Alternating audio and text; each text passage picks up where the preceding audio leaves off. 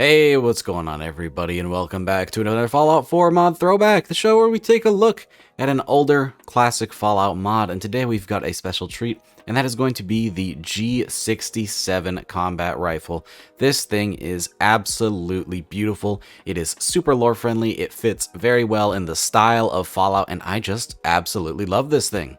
Now, by default, this thing is going to be a standalone weapon, but personally, I think this makes an excellent combat rifle replacer. So if you're not a fan of the style of the vanilla combat rifle, this makes a great replacer, and is one of the options available on the main mod page. Now, believe it or not, this mod came out all the way back in 2016, making this mod over 5 years old, which is absolutely insane to think that we have mods that old at this point, but it's true, and this one still holds up very well today.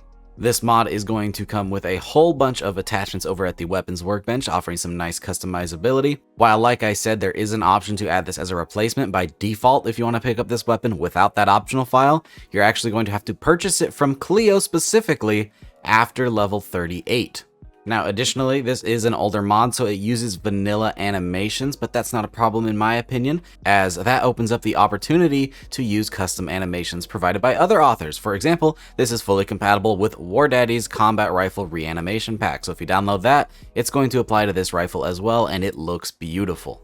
Alright, with all the important bits out of the way, let's go ahead and check this thing out in-game, get a look at its stats, and see exactly what you'll be getting when you download this mod. So here we have the most basic form of the G67, with all of the base attachments and nothing special added to it. This thing is going to have a base damage of 50, and it shoots in 308. Now that does seem a bit high, but keep in mind, the original version of this mod spawns after level 38, so it actually is intended to be a bit of a late game rifle. That being said, if you download the replacement version for combat rifles, it's just going to replace the meshes, and it's still going to have all the combat rifle stats, so it won't mess with balance in your game. Now that being said, as for the base version of this weapon, it has a fire rate of 55 in semi-automatic, a range of 167, an accuracy of 58, a weight of 11.2 pounds, and a value of 412 caps. Now, while this weapon does have vanilla animations, I do want to show off what it looks like with War Daddy's reanimation because I think it looks really nice on this weapon and makes for an excellent pair.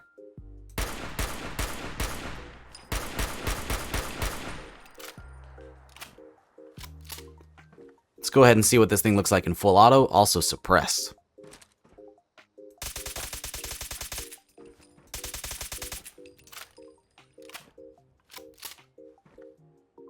Now, for those who are interested and are curious as to the lore friendliness of this weapon, given that it is a completely fictional design, the author has actually given a bit of lore and how this fits in the Fallout universe, which is something that I know a lot of you guys really appreciate, for those of you who are trying to make the most lore friendly load orders possible. The lore for the G67 is that the G67, otherwise known as the Gewehr 67 battle rifle, was designed as a standard issue rifle for the Scandinavian Union that was formed by Finland, Norway, Sweden, Denmark, and Iceland after the breakdown of the European Commonwealth in 2060 after the end of the European Commonwealth and Middle East War. The design process started in 2062 and was finalized 5 years later. The design was based on the Finnish service rifle at the time, but underwent several improvements to better suit the requirements of the Union.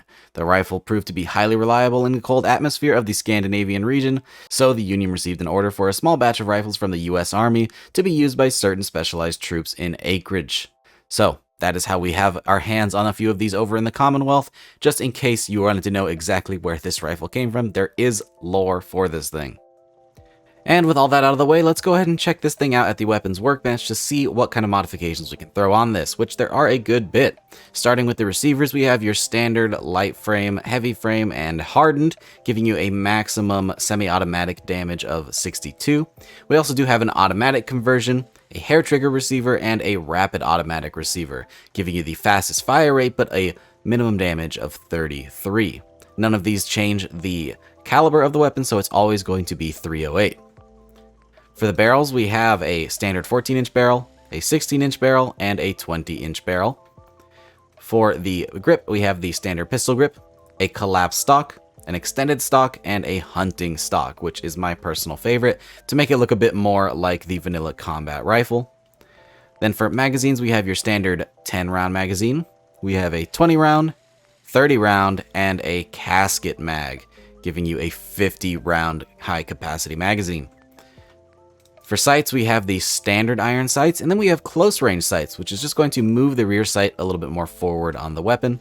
We have the long night vision scope, medium night vision scope, short night vision scope, the close-range glow sights, the standard glow sights, a reflex sight, a long scope, medium scope, and short scope, as well as long and short recon scopes.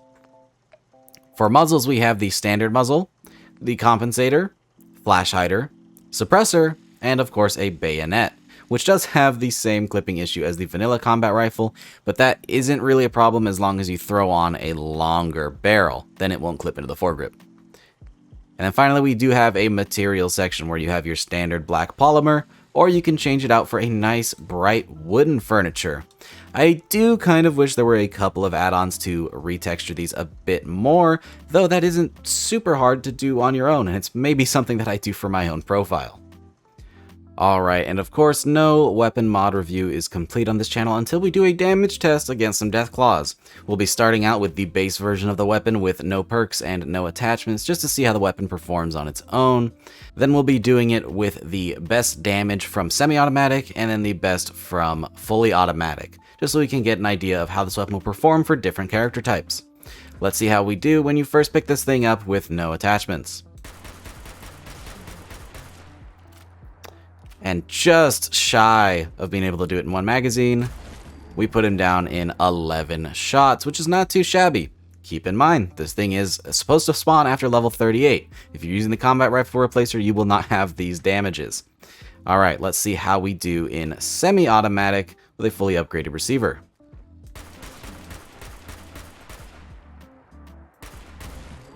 Well, that should have been 9 shots, but it was a little bit more because I missed one. So, 9 shots with the fully upgraded receiver. Pretty cool. Let's see how we do in fully automatic.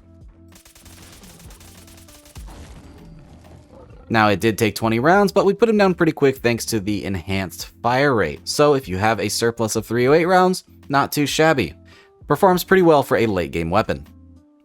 So yeah, guys, that is the G67 battle rifle, one of my new favorite weapons. Somehow I didn't know about this until it was pointed out to me by another wonderful author named Startaker, and this thing is super cool. So I'll definitely be adding this one to my load order, and I hope that some of you guys will as well. As usual, I'll have links to this mod down below if you want to try it for yourself.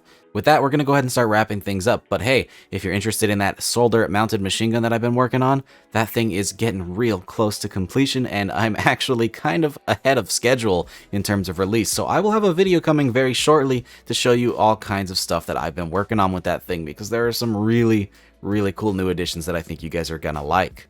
With that, though, I hope you guys enjoyed the video. As usual, big shout out to all of my patrons for being amazing supporters of this channel and making videos like this possible. You guys are awesome.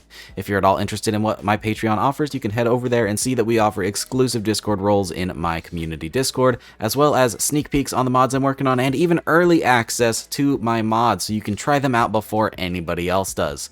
So consider checking it out if you want to throw some extra support my way, but it is completely optional. I'm grateful enough that you guys are even watching these videos, and you guys are amazing. So thank you all so much for watching. I hope you enjoyed the video, and I'll see you in the next one.